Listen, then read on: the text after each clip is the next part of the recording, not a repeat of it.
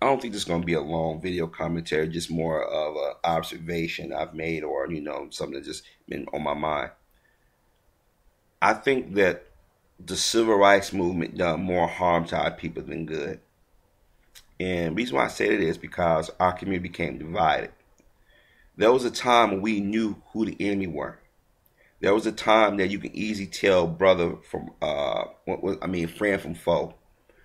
I'm watching some of these videos out here on YouTube or other tube-like sites, or going and reading these comments on the internet.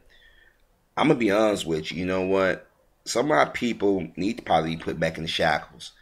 I know you guys gonna say, "Huh? What do you mean?" Some of our people are content with not having anything or being able to do anything with their lives. I've seen videos from some black YouTubers and some comments from people who was either subscribed to me or unsubscribed me, have basically just given up.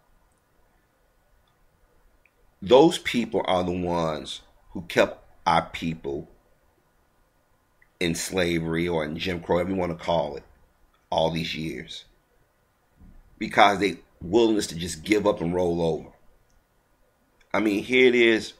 If I talk about, hey, we need to take our control of our communities, those brothers and sisters get mad. If I say we need to separate from people who don't want to be around us, they get mad. It's like no matter what you say, what you do, it's like they don't care. They're just giving up.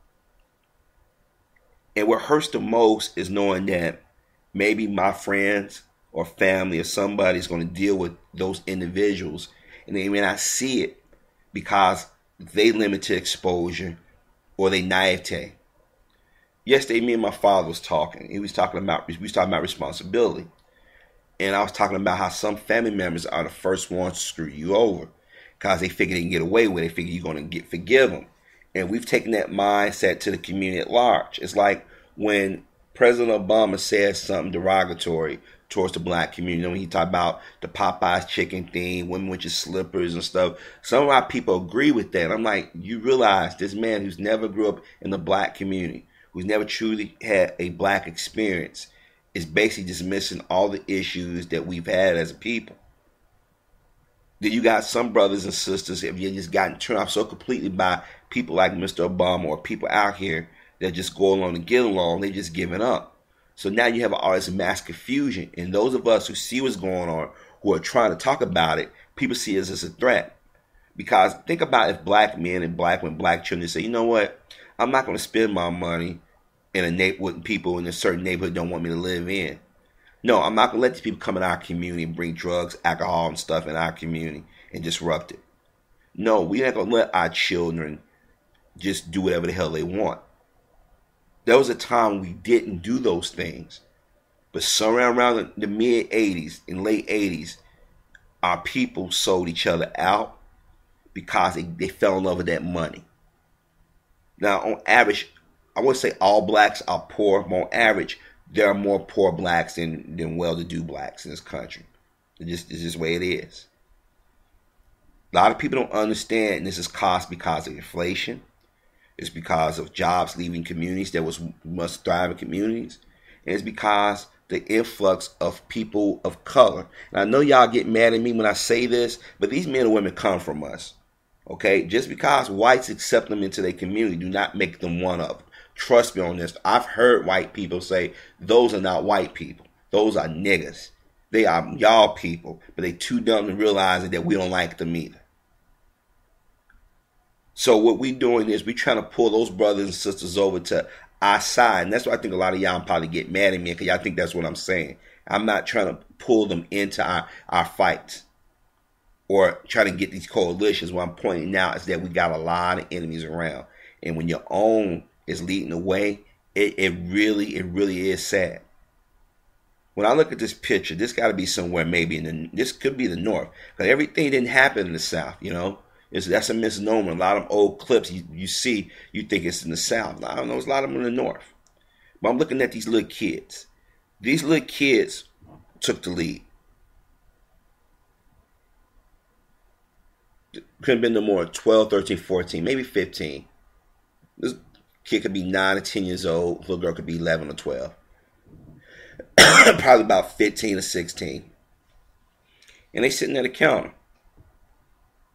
People are walking past them, but nobody's serving them. You see that? That's what they fought for. And a lot of these people now are our parents and grandparents. And they didn't turn around and say, look, this is what I went through. This is what you need to know. They figured, nope, we got to the counter. We made a few friends. A few people smiled to us. We can overcome. No, we haven't. When I was doing these commentaries about the pregnancy and stuff and about the abortion, some people got mad at me for saying, why are you not defending this? You shouldn't defend stupidity. Some people get mad at me not talking about the gang problem, saying that we need to bring the military in. No, those people are terrorists. What they're doing is no different than what people are doing in so-called third world countries. But we instead of going after the people who are the villains in our community, we attack the heroes. I mean, really think about this. We attack the men and women who don't bother anybody. We shoot and kill, rob for them, because we're either too lazy or too hateful or too spiteful to go work for ourselves or say, you know, I can do without.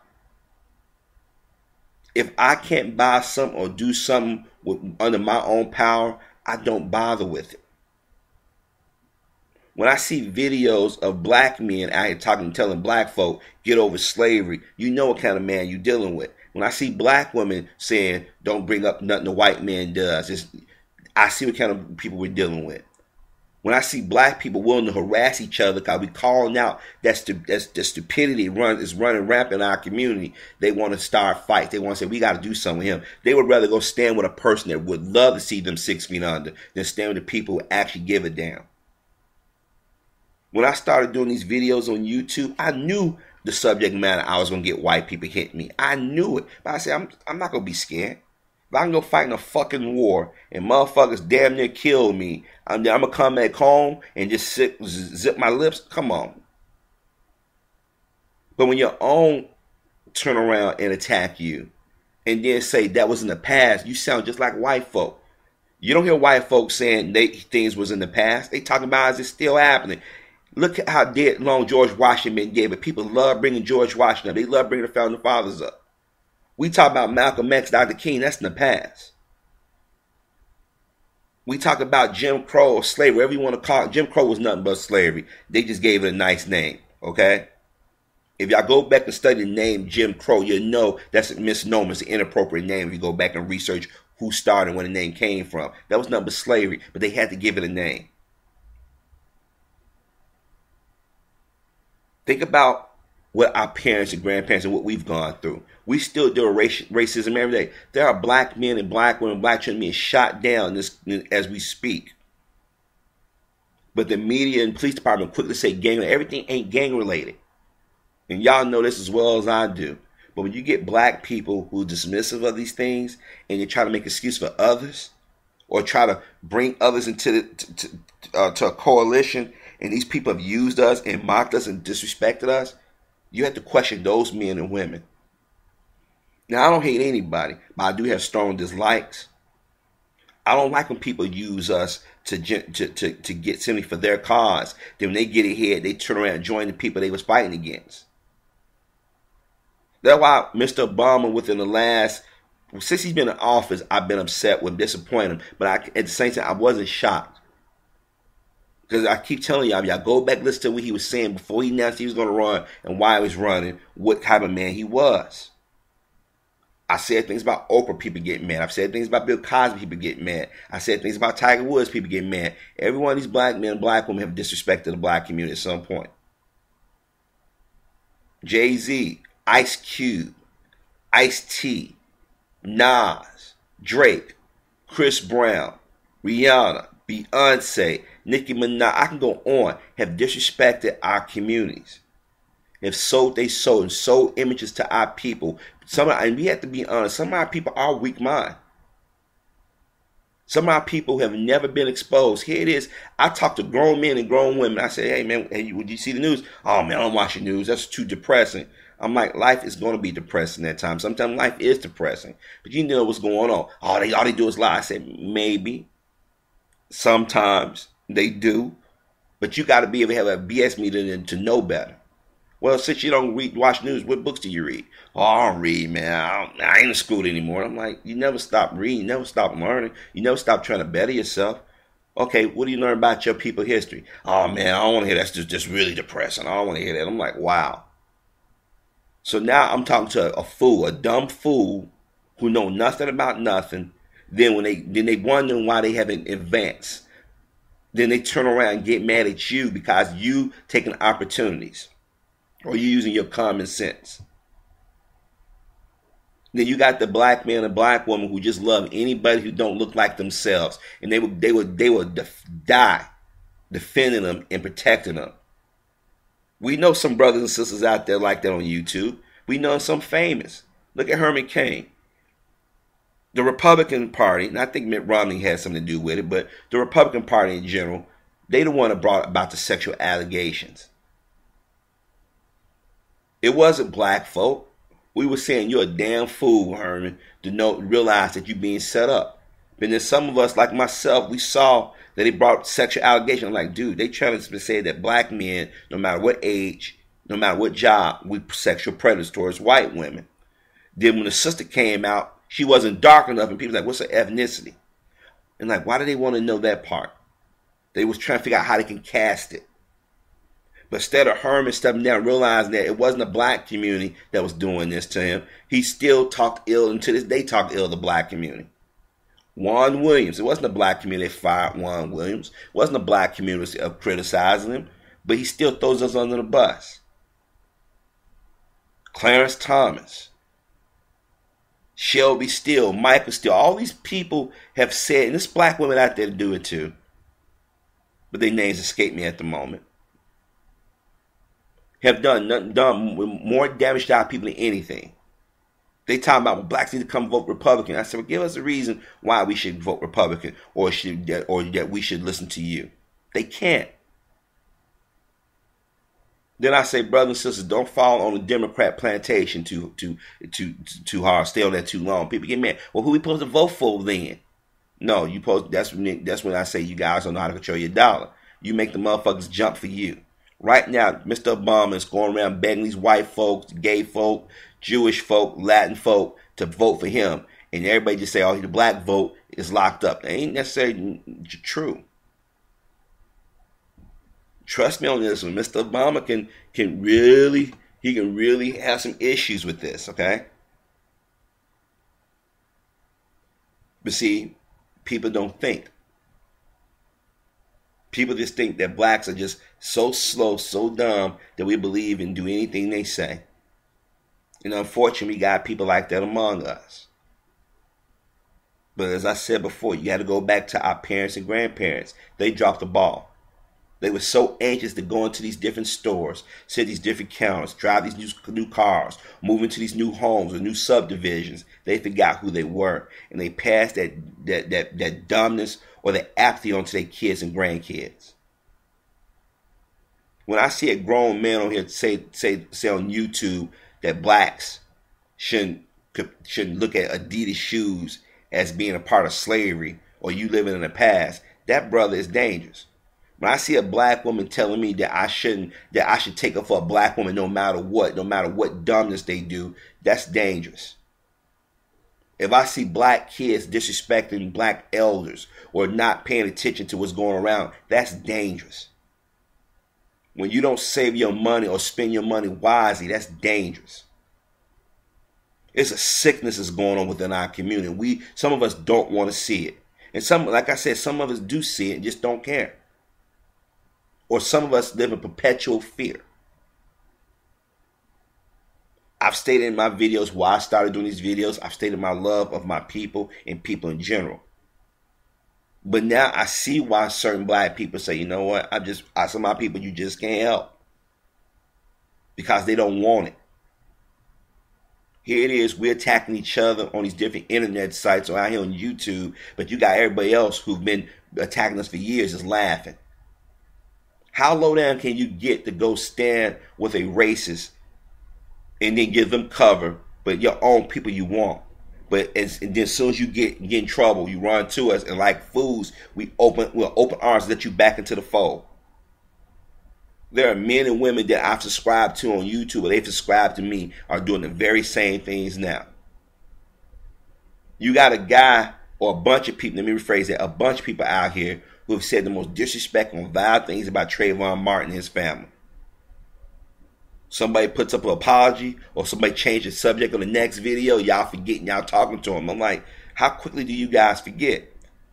Now, if I made jokes about that little boy that was murdered back 30 years ago, was it 32, 33 years ago? If I made a video joking and saying I don't care, but put a website mocking them, first of all, YouTube would have took it down. White folks would have made sure it took it down.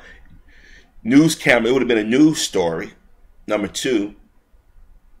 And guess what? You had outrage on both sides saying, man, how dare you do something that cruel? You know that was a baby. His parents are suffering for 30-something years. But our people are marginalized and mocked. How many times do we see our white counterparts do dumb and say incredibly dumb shit, and we say nothing about it? But those of us who do say something about it, we're told to shut up. But they can comment on everything they think we do in our community, and we just allow it. Sometimes we got to take a look in the mirror and say, what is important to us? What do we need to do to better ourselves? Like I said, I don't hate anybody, but I'm be damned if I let anybody just boss me around, pick on me. That's why I'm telling you, brothers and sisters out here now, if you got YouTube channels and you want to speak to things that you see or things that's on your mind, speak to them. Speak to them. Don't let somebody come and tell you, I don't want to hear this.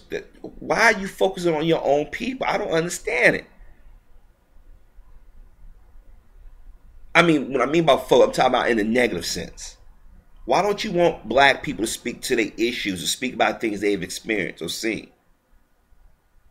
But I've said, and I told y'all my theory, I think a lot of people are afraid that they're going to go to work, a white coworker, a white boss, or a white neighbor, or their white lover is going to ask them something, and they don't know how to answer. They're going to get scared. If they don't answer the right way, they're going to feel they're not going to be invited to the party anymore. I don't have such reservations. They don't bite their tongue when they talk to us. A large majority of them don't, I should say. Why should I pretend everything is okay when it's not? Why should I say I trust you when I don't? Why should I say I like you when I don't? Why should I allow you to put your hands on me and make threats to me when you won't let me do that to you, or would not let me do that to you, I should say? If you're scared, say you're scared.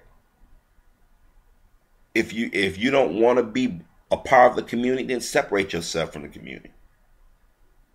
But when you do harmful acts against your own, whether it be by violence or just by opening your mouth, to me, you are nothing but a traitor. So many of our people went to their death or lost their livelihoods or their reputations trying to stand up for our people. And a lot of us are quick to say, well, the white man did it. Yeah, we know what they've done. We know what they continue to do. But we need to look around and say, wait a minute. Did my brother do what he's supposed to do? Did my sister do what he's supposed to do? Did my friend, male or female, did they do what they supposed to do? Did my parents do what they supposed to do? Did I do what I'm supposed to do? The moment we understand that, we'll stop begging to say that they care us. We'll stop begging for their scraps. We'll stop begging for their love. Right now, we should be focusing on our community and our issues alone, and stop letting other people come in, whispering in our ears, saying this is how you should handle things. Because if you notice, the last 20 years, these so-called liberals and conservative psychiatrists told our parents that the way they discipline was wrong. And you notice once parents stop disciplining the way whites discipline, they're not children run roughshod. We started taking on their acting just like talking back to parents. Doing things that we would never have done when I was 8, 9, 10, 11, 12, 13 years old. You got these little boys and little girls having sexual experiences, doing things sexually that adults don't even do. Or adults do that's not spoken about in mixed company or polite society. We got to look at ourselves. And we got to do it soon. Because if we don't, we're going to have more issues. And it's going to get to a point where it's going to be so vast that we're going to be right back in chains again. and we're going to be finding ways like we are today to excuse it.